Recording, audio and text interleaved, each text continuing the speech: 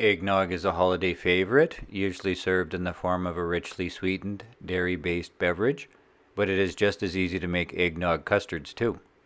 Pot de creme can be turned into a creme brulee by caramelizing a thin layer of turbinado sugar on top, or it is excellent served with fresh mint syrup and whipped cream.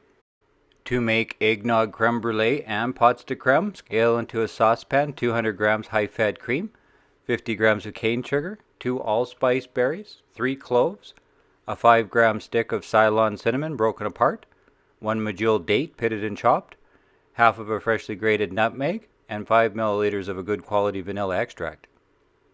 Heat to a quick simmer or just when it starts to boil, and cover with a lid. Allow the spices to infuse into the cream for about an hour. Bring back to a simmer and gently temper the hot cream with 2 egg yolks. Strain through a fine mesh sieve and divide between 3 125 milliliter mason jars.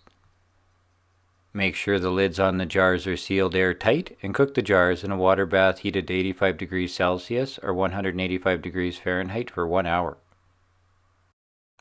Transfer the custards to a wire rack to cool and store them in the refrigerator until you're ready to serve them.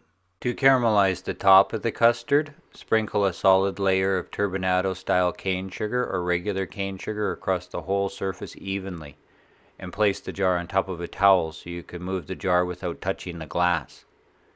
Melt the sugar as evenly as you can to get a uniform caramel color. Little torches can heat the glass up enough to burn your fingers, and boiling sugar needs to be cooled slightly to create a crunchy crust. When the sugar cracks, it is cool enough to eat.